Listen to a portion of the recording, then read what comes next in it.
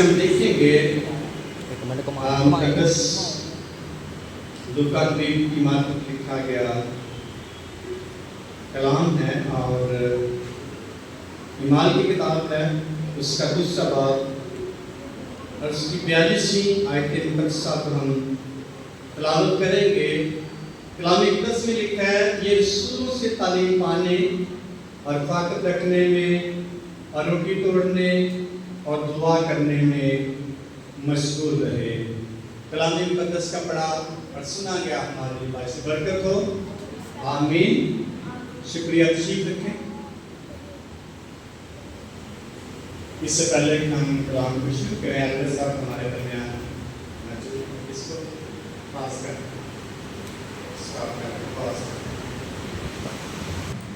اعمال کی کتاب میں اس سے بڑی خوبصورتی سے آج کا جو ہمارا مضمون ہے وہ ہے روحانی مردگی کی چند علامات۔ کیسے ایک ایماندار شخص روحانی طور پر مردہ ہو سکتا ہے؟ تو کلیسیا کی تصویر ہمیں نظر آتی ہے۔ وہ جب انہوں نے توبہ کی، مقدس پطرس نے واعظ کیا، پہلا واعظ کلیسیا میں، کتنے لوگوں نے توبہ کی؟ 3000 لوگوں نے توبہ کی، اور کسی نے ان کو کہا کہ نام کو ہدایت کی گئی، بلکہ ان کے بارے میں لکھا، ان کا لائف سٹائل چینج ہو کر لکھا، وہ رسولوں سے تعلیم پانے اور رفاقت رکھنے اور روٹی توڑنے اور دعا کرنے میں کیا رہے؟ مشغول رہے۔ یہ ہے روحانی ترقی کی ایک کہہ سکتے ہیں فارمولہ ہے جس سے ہم اسپرچولی گرو کر سکتے ہیں۔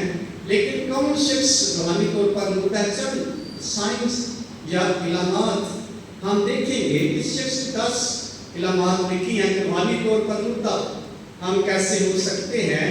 نمبر 1 ہے، جب خدا کے کلام کی بھوک ہمارے اندر کم ہو جائے گی تو ہم روحانی طور پر کیا ہونا شروع ہو جائیں گے؟ مردہ ہونا شروع ہو جائیں گے۔ نمبر 2، جب ہم دعا کو اپنی زندگی میں بوجھ سمجھیں گے، دعا کرنے تو پھر وہ شخص روحانی طور پر کیا ہے؟ مردہ ہے۔ نمبر 3، جب گناہ کے ساتھ ہمیں کوئی اریٹیشن نہیں ہوگی، یا ہم کہہ سکتے ہیں ایزی فیل کریں گے، تو اس کا مطلب ہے یہ شخص روحانی طور پر کیا ہے؟ مردہ ہے۔ نمبر نیکسٹ ہے، جب ہم روحانی طور پر اپنے آپ کو یا اپنے اندر کوئی فیلنگ محسوس نہیں کریں گے، اور یہ بھی روحانی مردگی کا سبب بنتا ہے۔ جب کوئی شخص اپنے آپ کو جسٹیفائی کرتا ہے یا پھر وہ شخص گناہ کے ساتھ ایکسکیوز کرتا ہے، تو وہ بھی شخص کیا روحانی طور پر مردہ ہے۔ نمبر نیکسٹ ہے، جو شخص کلیسیا کے ساتھ یا ایمانداروں کے ساتھ رفاقت کو کام کر دے گا یا چھوڑ دے گا، وہ شخص آہستہ آہستہ روحانی طور پر مردہ ہوتا چلا جائے گا۔ نمبر نیکسٹ ہے، جو شخص جسمانی خواہشات میں بہنا شروع ہو جائے گا، زور پکڑ جائے گا، جسمانی خواہشات، روح کی نسبت زیادہ جسمانی طور پر اپنے آپ کو آگے لے کر جانا چاہے گا، وہ شخص روحانی طور پر کیا ہے؟ مردہ ہوتا چلا جائے گا۔ ایسا شخص بھی روحانی مردہ ہے جس کی زندگی میں کوئی روحانی حل کا ثبوت نہیں، نظر نہیں آتا روحانی حل۔ ایسا شخص بھی روحانی طور پر کیا ہو سکتا ہے؟ مردہ ہو سکتا ہے۔ ایسا شخص جس کی تربیت کی جائے وہ مزاحمت کرے،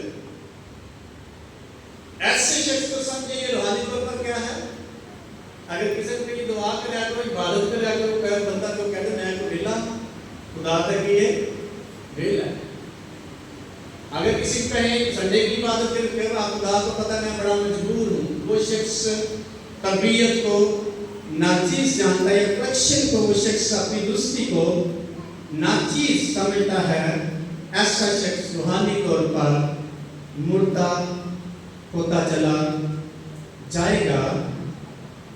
ایسا شخص جو خدا کی زندگی گزارنے کی خواہش اس کے اندر ختم ہو جائے گی، وہ روحانی रूहानी तौर पर क्या है?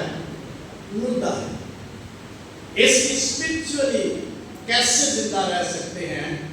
हमें एक सारे साइंस के अपोजिट या इनके बरक्स चलने की जरूरत है। तो नंबर 1, ऐसा शख्स जिसके अंदर खुदा के कलाम की भूख कम होना शुरू हो जाएगी, वो शख्स रूहानी तौर पर आहिस्ता आहिस्ता मुर्दा होना स्पिरिचुअल डेड होता चला जाएगा। और जो शख्स रूहानी तौर पर मुर्दा होता चला जाएगा, वो जिस्मानी तौर पर भी बड़ा नुकसान अपनी जिंदगी में पाएगा।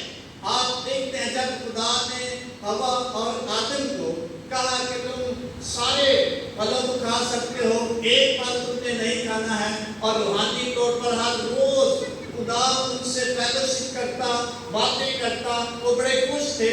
जो ही इन्होंने नाफरमानी की खुदा के कलाम के बाद अक्सर उन्होंने कदम उठाया, रूहानी जिंदगी के साथ साथ जिस्मानी तौर पर भी बड़ा लाभ। कहां से निकालेंगे वो?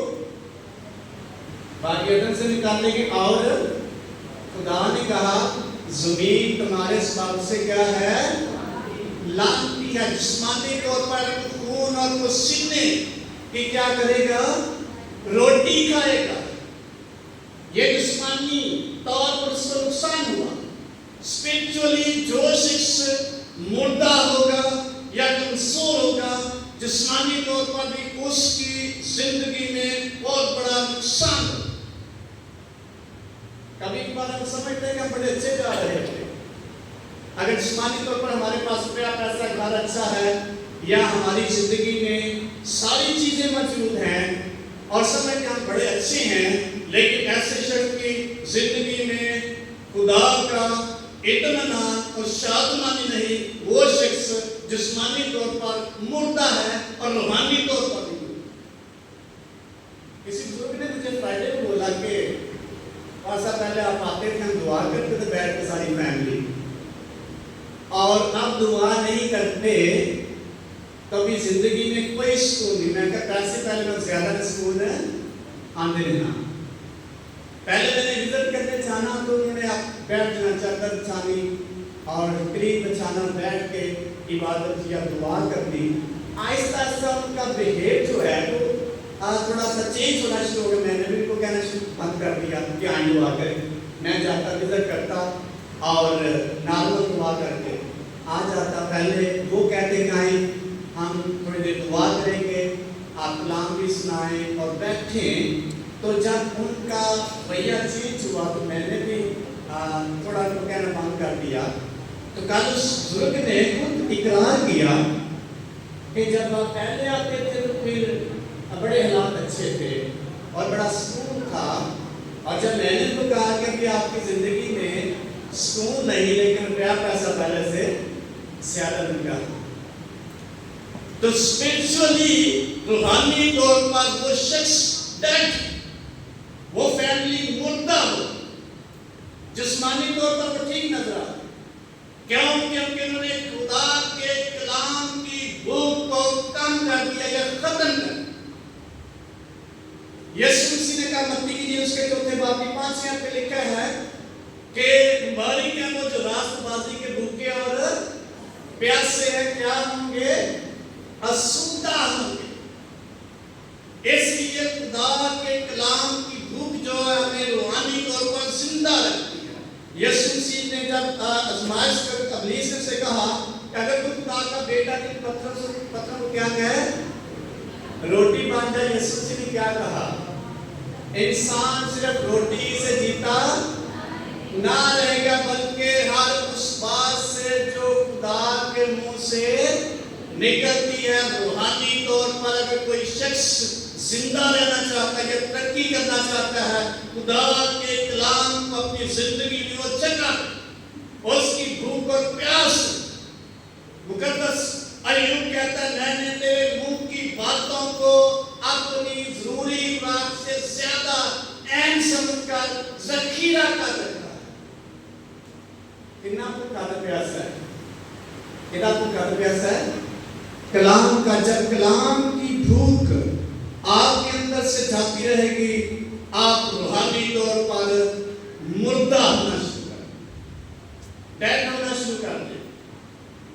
मुकद्दस दाऊद नबी कहता है मुझे तेरे कलाम पर क्या है, इत्मीनान है। एक जगह पे कहते हैं तेरे कलाम ने मुझे बुजुर्ग बना दिया है। एक जगह पे कहते हैं 119 नंबर सूरत में तेरी बातों की तशरीह क्या बख्शती है, नूर बख्शती है और सादा दिलों को क्या बना देती है, अक्लमंद बना देती है, रूहानी ग्रोथ का होगी जब कलाम को अपनी जिंदगी में हम इज्जत। कुलुसी खात में लिखा है मसीह के कलाम को अपने दिलों में कसरत से बसने दो तो मसीह का इत्मीनान तुम्हारे दिलों पर क्या करेगा, हुकूमत करेगा। ये है कलाम। तो जिन्हें कभी आज इबादत नहीं की थी क्योंकि उनके पास टाइम नहीं है, टाइम है या नहीं, आप सिंपली कह सकते हैं उस शख्स की जिंदगी में खुदा के कलाम की भूख नहीं। तो जब भूख नहीं होगी तो ऑटोमेटिकली हम रूहानी तौर पर क्या होना शुरू हो जाएंगे, मुर्दा होना शुरू हो जाएंगे। बाहरों हमें चमकते रहिए लेकिन अंदर से क्या होंगे, स्पिरिचुअली मुर्दा होते चले जाएंगे। इसलिए अजीजों, अगर रूहानी तौर पर आप जिंदा रहना चाहते हैं, आगे बढ़ना चाहते हैं, ग्रो करना चाहते हैं, खुदा के कलाम की भूख अपनी जिंदगी में लगनी। इसी मुकद्दस दाऊद बड़ा प्यार करता है, मुझे तेरे कलाम से क्या है, मुझे तेरे कलाम से मोहब्बत है। वाज़ेह अल्फाज में कहता है तेरे कलाम ने मुझे बुजुर्ग बना दिया है।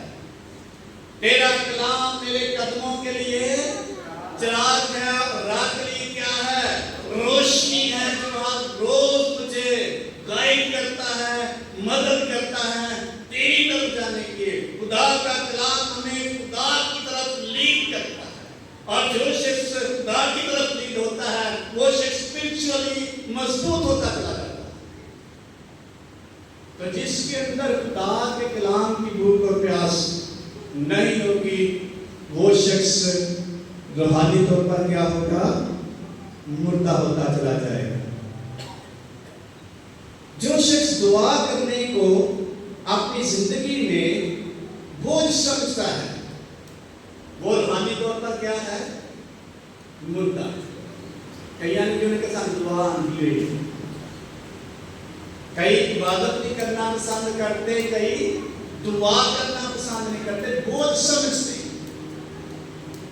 तो वो शख्स रूहानी तौर पर क्या है, मुर्दा। तसल्ली का 5 बाब की 17वीं आयत में लिखा है बिला नागा क्या करो, दुआ करो ताकि स्पिरिचुअली मजबूत होते चले जाओ और ताकतवर होते चले जाओ और खुदा के साथ कहने होते चले जाओ। जो शख्स दुआ करने में टाइम स्पेंड करता है, खुदा के साथ फेलोशिप करता है, रूहानी तौर पर वो शख्स मजबूत होता चला जाता है।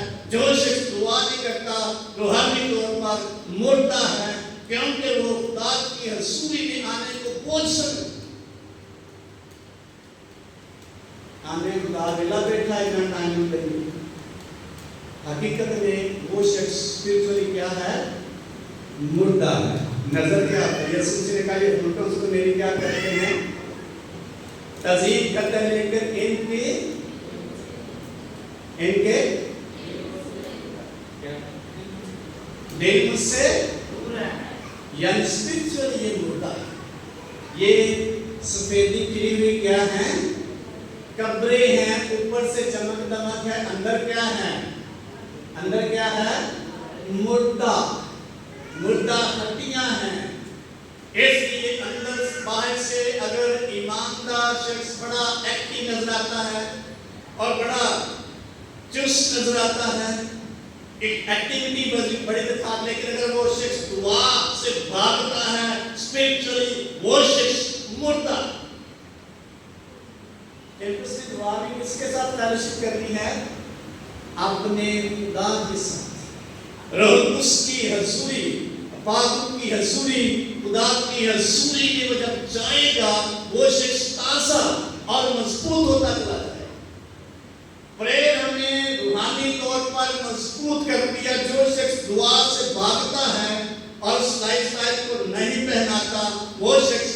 स्पिरिचुअली डेड है, मुर्दा है, उसकी रूहानी ताकत नहीं है, कमजोर तरीन शख्स।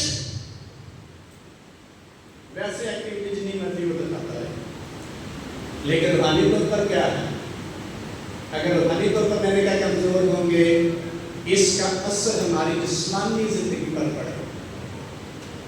आप सोचिए जरा, जो शख्स रूहानी तौर पर कमजोर है, जिस्मानी तौर पर ऑटोमेटिकली कमजोर होता चला जाएगा। इसलिए रूहानी तौर पर एक और पॉइंट है, जो शख्स फेलोशिप से ईमानदारों के साथ वफाक रखने में ग्रेस करता है, वो शख्स रूहानी तौर पर क्या है?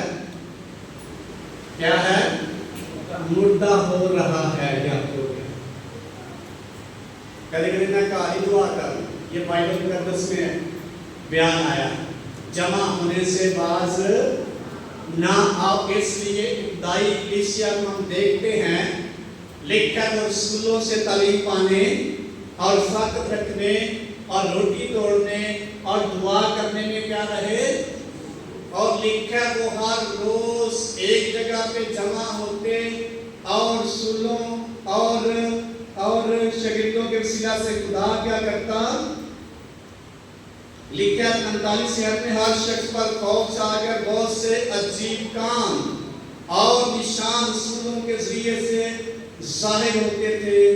जो ईमान लाए थे वो सब एक जमा रहते थे और सब चीजों में क्या थे?